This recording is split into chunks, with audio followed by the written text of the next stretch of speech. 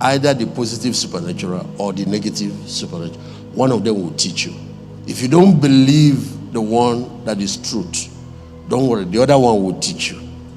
When it starts, you will now learn to run. If you don't believe in the light, darkness will teach you. The only area where the devil gains an upper hand is that area where you don't have somebody that has answered a call to start addressing it. Okay, let me show it to you. Exodus chapter 3, look at verse 6. Moreover, I'm the God of your fathers, the God of Abraham, the God of Isaac, the God of Jacob.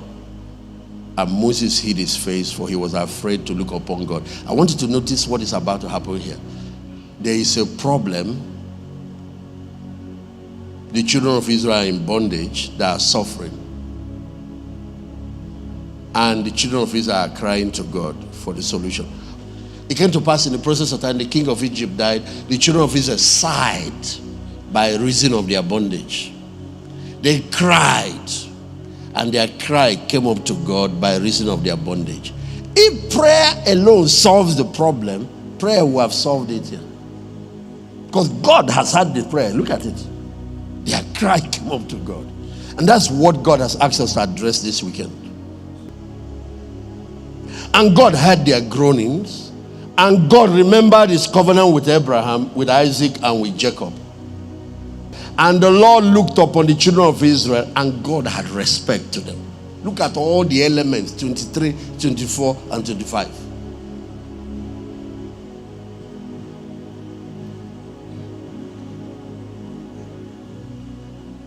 You have seen their suffering. You have heard their crying. They are groaning. You even have respect for them. And now you have remembered the covenant you made to their fathers. How you promised that you would deliver them. Why didn't you now do it? No. There is a lesson here. God does not walk on earth except he finds a man. What delays the answer to many prayers is this element.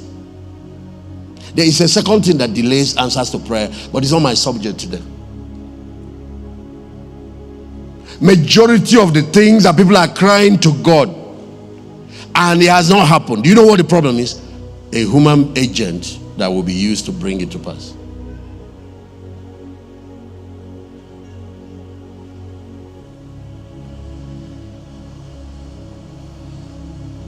Don't pray and leave your brain hanging. Don't pray and hang your brain in the wardrobe. What the Bible says is that God is able to do exceedingly, abundantly, above what we ask. That's prayer or think. So he said, pray and think. Pray and think. Pray and use your creativity. Pray and use your innovation. Pray and come up with solution.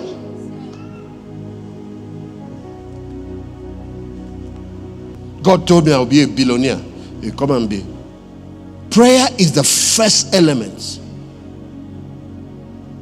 But that's why the Bible said that faith without works is what?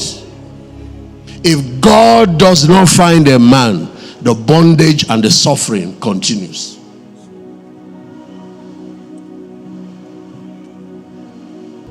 The Lord now came introducing himself. He said, I'm the God of thy fathers, the God of Abraham, the God of Isaac, the God of Jacob. And Moses hid his face, for he was afraid to look upon God. I want you to now watch how God answers prayers. Prayers have been prayed in chapter 2. It has reached heaven. God has heard. Let's see how he answers it. Verse 7. And the Lord said, I have surely seen the afflictions of my people which are in Egypt. This is, I told you that all the angels of mine were told to stand, to go to war behind us. And I was called up and told why. And this is what they were reading for me. I said, what is the instruction? It said, the Almighty said, there are many prayers that have come up that he has answered. And there are cries from the people. And he listed a series of things that he has answered. But none of them will show up till somebody goes to war to implement it. There are business issues. There are career issues. There are family issues. There are fertility issues. There are health issues.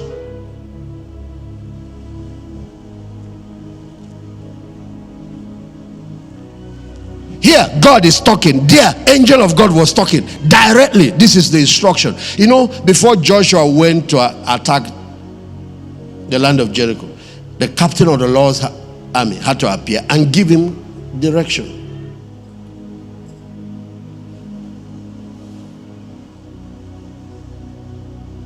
God said, so much has reached me, and I have heard, but nothing will happen on earth till I find a man that will do the implementation.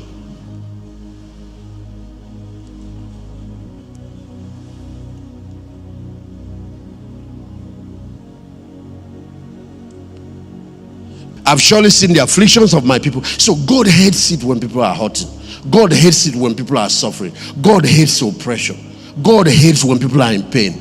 God hates when people are going through poverty and struggling. God hates all those things. But how do you now provide?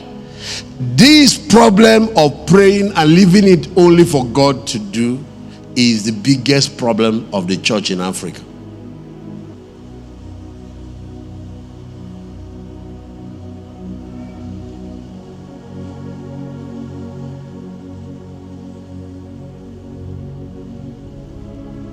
You know what is interesting here? The person talking is God.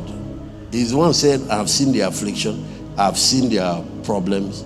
Who is God talking to? A human being. A human being. I thought it should be a human being telling God, see the problems, come and help. Now God is telling a human being, see the problem, you have to go and help. It's a mistake that has hindered many believers. They pray and then they sit waiting for a result. You are going to wait for many years. When you finish praying, go into action. When you finish praying, go to war. Once you secure divine backing, that means you can't lose.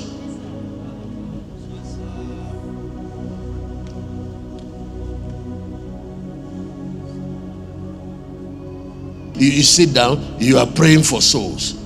Then you are expecting angels to go and win the soul. When you finish praying, carry men into the street, deploy people.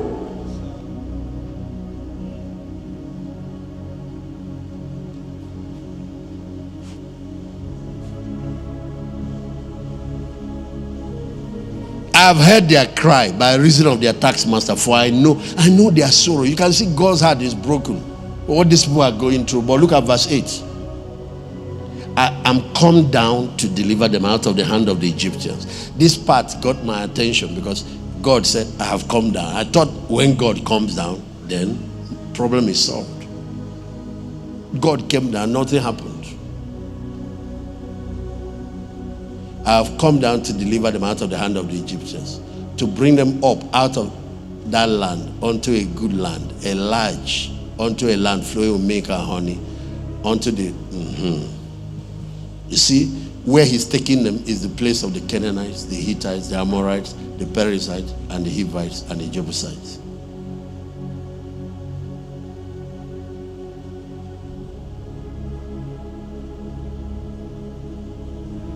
Can I get 7 guys? Here. Here.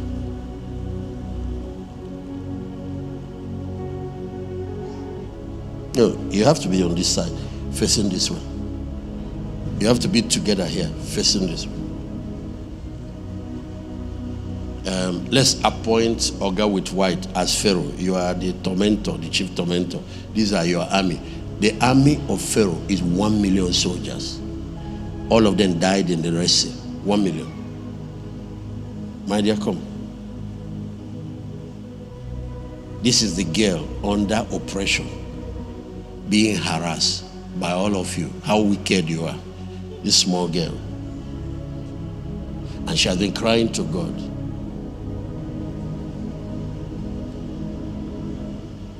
You come. Come. Here. I'm looking for someone that will look like God. Who is God here? But Pastor, come.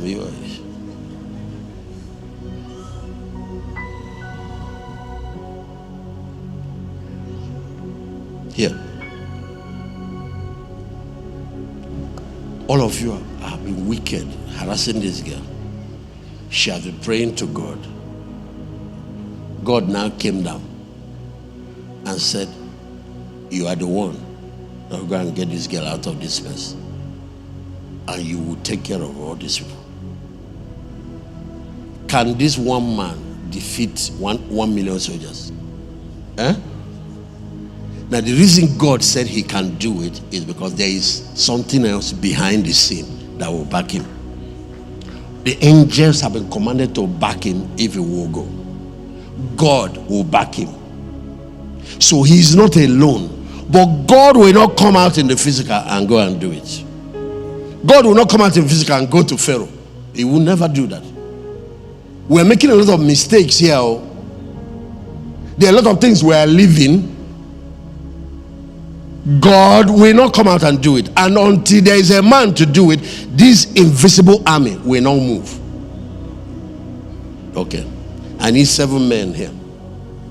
7 men here.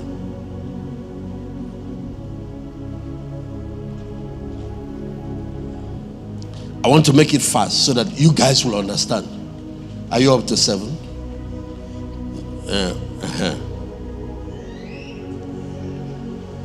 So Moses comes to do his work, and God said, when you bring her from the oppression of the Egyptians, you're going to take her to a promised land where her destiny is, where her inheritance is, where her prosperity is.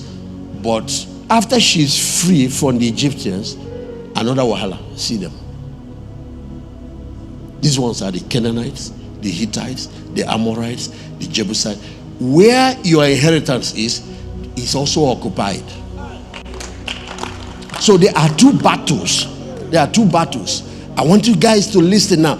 Tomorrow you will see me dealing with all kinds of things. What I will even ask, can you tell when I'm doing Egyptian ministry and when I'm doing Canaan ministry?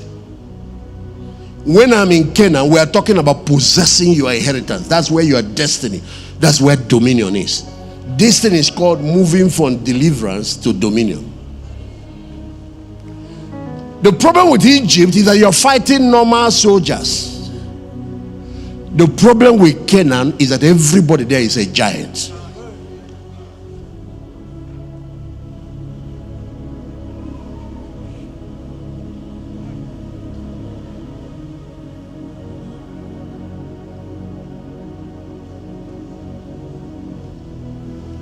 And my sister, this is why every time somebody gives his life to Christ and the initial battle is fought, they start prospering, they are making progress.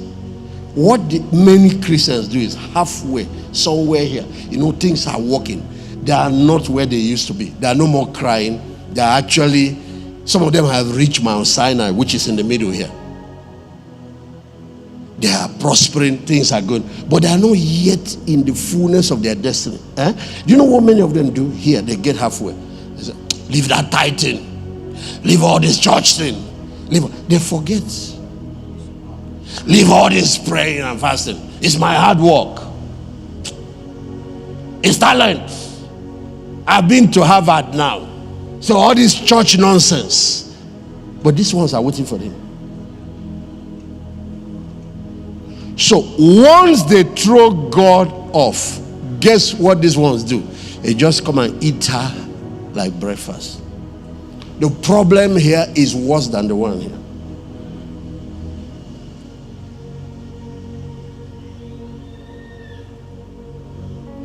The problem here, you exit it by faith in the finished work of Christ.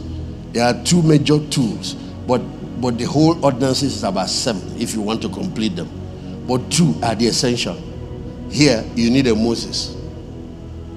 You need a Moses. The real Moses actually is the one that died on the cross. The deliverer. Because you can't get yourself out. Number 2, you need the blood of the lamb slain. Remember what they did that night when they left? Do you remember?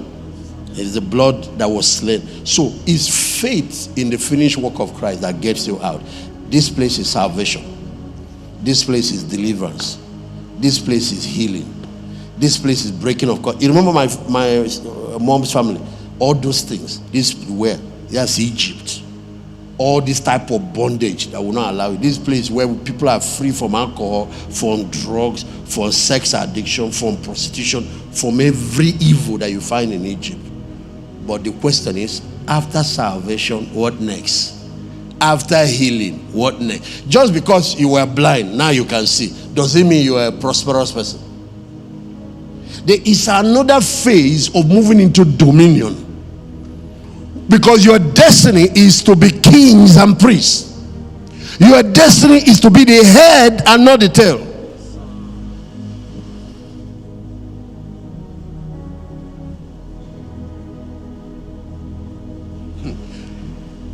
And what drives this dimension is covenant.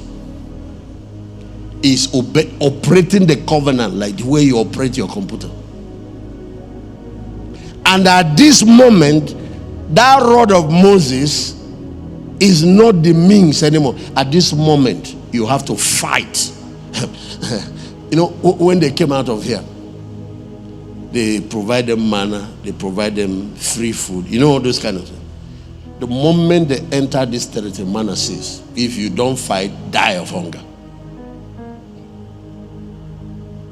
The reason we are showing the two ends is because we are not all on the same level. There are many that are still here. Poverty, demonic oppression, sickness, curses, foundation. Some are still bound by sin. So that's what their problem is. But there are people that are not living in sin. They have come out of this one. They are born again. But the dream, the destiny God gave them, they are not in it yet. Here, you have to fight your way through. That is why when Moses completed the job here, God was now trying to transit him to a warrior leader, a warrior. He led the battle against the king of Og. He led the battle against those two giants on the other side of Jordan. He was to lead the battle, the remaining battle. The problem he was having is that he will not change the use of the rod. He thinks it's that old method that you must continue here. When God saw that he will not, the rod dimension of ministry, he will not. He told him it's better. Let me get somebody else who can fight. And that's why he got Joshua. Moses was supposed to lead them into the promised land, spend 40 years before dying. The mindset of deliverance cannot deliver dominion. The mindset of dominion is completely different. Now, that's why we're declaring next year the year of fourth dimension, because the 12 laws that deliver dominion are all laws of fourth dimension. The laws that give deliverance are the revelation of the cross. I'm sure you've heard PCJ. That's what gives you deliverance. It's that lamb whose blood that was shed. But what gives dominion is operating the laws of fourth dimension. Some of them are nodding. Which one is fourth dimension? The realm of the spirit is what governs the realm of the physical. You have to know how to operate the laws. And I will show you one or two things now in a few minutes. Of all the laws of fourth dimension, of all the 12 laws, okay, one of the laws of fourth dimension is worship. Worship. You will see many times the children of Israel were going to battle as they were worshiping, and the enemy was discomfited. The enemy was defeated. You remember that? Like during Jehoshaphat, for example. One of the laws of fourth dimension is prevailing prayer. Like prayer and fasting. Here, you don't need to fast. All you need to do is believe in what Jesus did for you, and you receive. You see here, you have to fast too.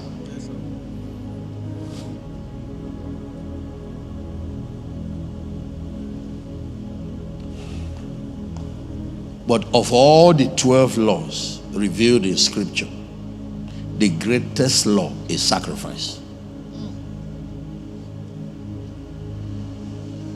Be listening now, because some of you sit in church and just pay lip service to this thing.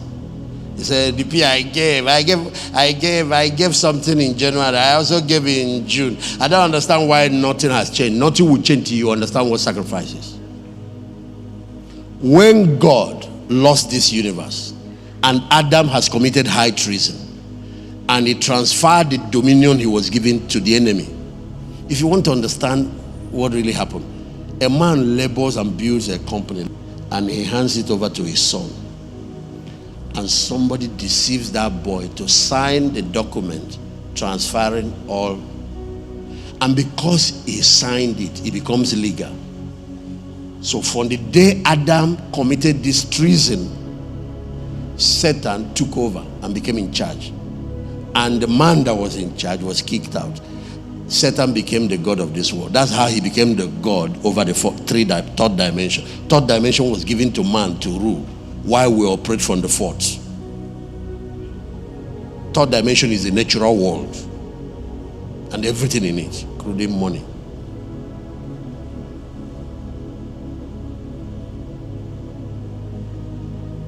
So I want you to notice that God did not call all the angels and say, let's do worship so we can recover the earth and recover human beings. Of course, they worship in heaven 24 hours. He did not solve the problem. Neither did he say, let's call for prayer and fasting. By the end of it, we'll break the power of this devil and recover what was lost.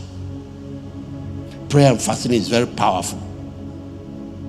What did God do to recover the lost inheritance? He took his only son, the heir apparent to the throne, the only begotten. Anytime you see the Bible write and bring that word only, is letting you know there was no other brother after this boy. And sacrifice him on the altar. That's why today you have about 2.7 billion and we are not through. We will soon double it. Christians. Because this earth is a contested property. Because it was the person we put in authority that signed away the document, transferring it to Satan. So Satan has legal ground here.